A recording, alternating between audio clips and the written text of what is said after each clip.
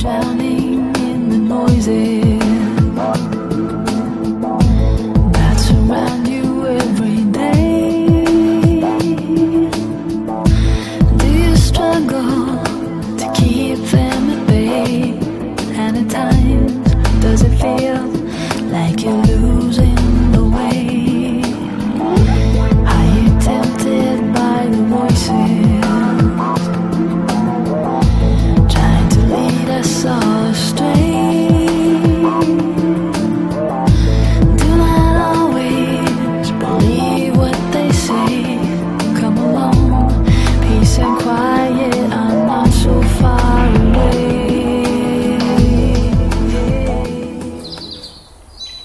Hi everyone, I recently got permission to use this beautiful private woodland and I thought I'd take you on a bit of a tour to celebrate my first overnighter. It's surrounded by farmland and about as remote as you can get round here, so hopefully no dog walkers tripping over the guy lines.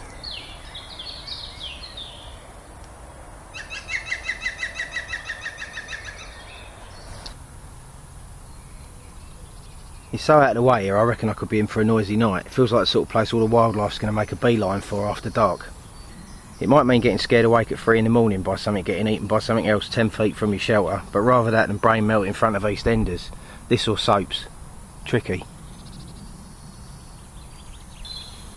There's loads of good places to set up camp, some more sheltered than others.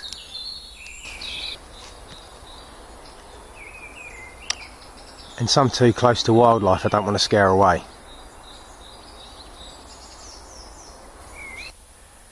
As the owner shoots, there's a few backstops scattered around the wood. I've got permission to shoot here and also to hunt rabbit and pigeon, so they'll come in handy for mounting targets and for using as hides. The one nearest my camp overlooks a rabbit warren. Ideal. I won't be doing any hunting this trip, but I am mapping out where the warrens are and watching where the pigeons hang out. Pan-fried wild garlic pigeon breast video coming soon.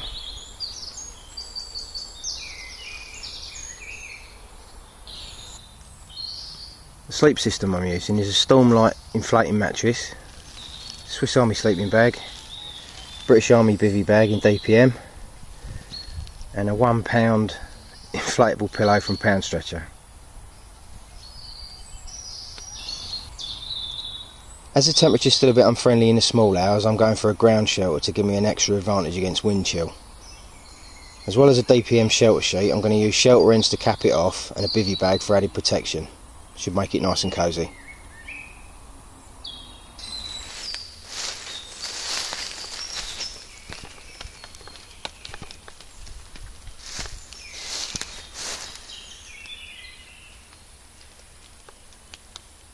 This shelter layout's great for cold weather. It gives you good protection on 3 sides and you can deal with your stove from the comfort of your DOS bag, very handy for cold mornings. If it turns nasty, you can always drop the front and batten down the hatches.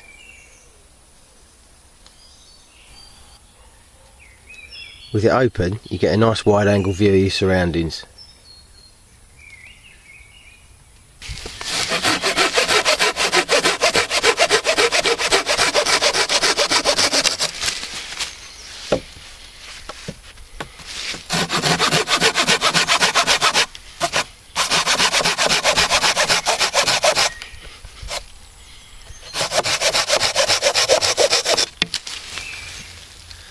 Time to give Old Faithful a workout.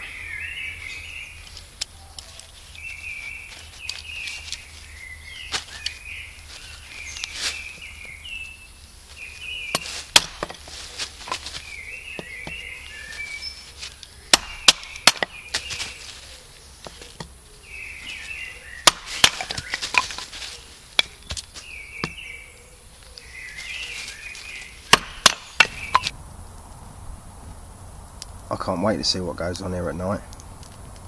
For me, the only downside to spending the night in the woods is I usually stay up too late. I'm worried I'm going to miss something interesting. I'm going to have a brew, read him a tree book and see what happens. Nighty night.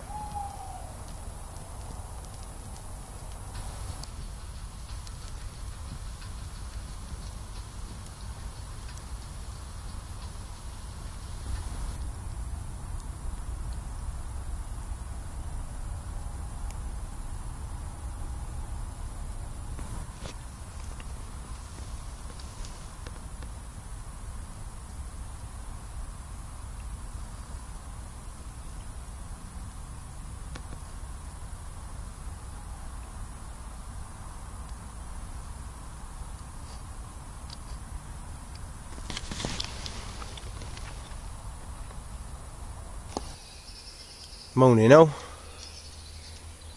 I had a great night's kip, slept like a baby, and this is where I woke up.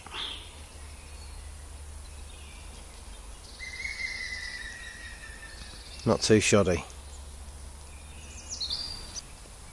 First things first, nice cup of coffee and an egg muffin.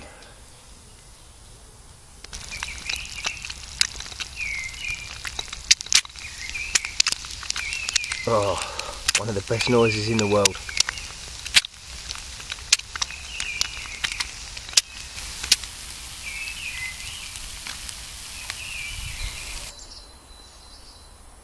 I came here about a month ago to carry out a bit of a recce and found this spot, checked it out, well placed trees for the shelter, ready-made chopping block, Bergen rack, and of course no widow makers.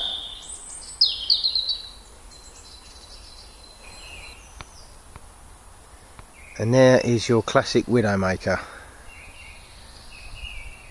the granddaddy variety. If that tree hadn't have been there and you'd have been camping about there, your night would have ended quite badly.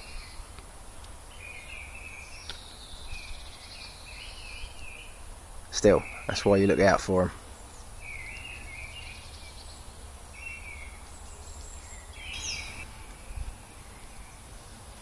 I knew this was going to be a good spot. All in all, good choice I think. Be even better when it greens up, but it's still quite early in the year, so plenty of time for that.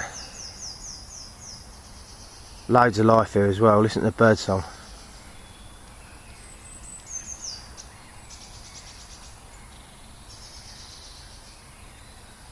Good choice, well pleased. Are you looking for a haven?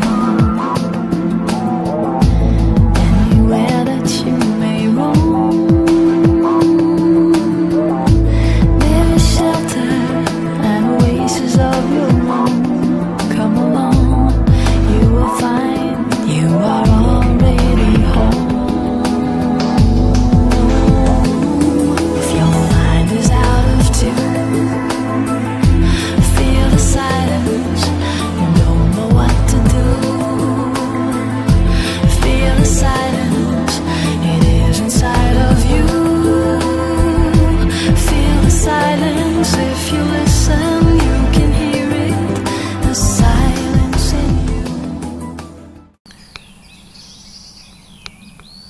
The landowner actually warned me there was a big badger set here and said I probably wouldn't get any sleep, but didn't stop me kipping. I did hear him crunching about.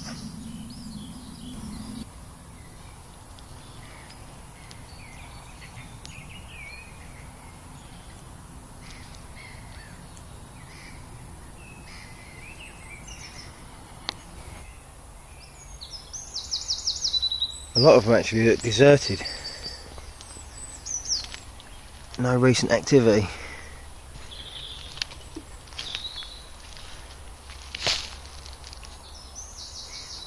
Right size and shape for badgers, but a lot of them look empty.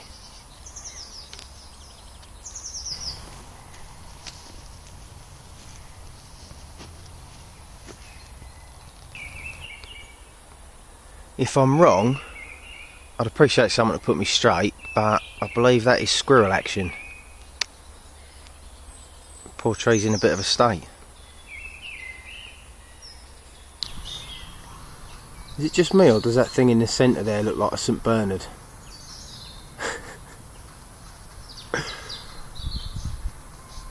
thought I was on my own in these woods. Back to how it was when I arrived.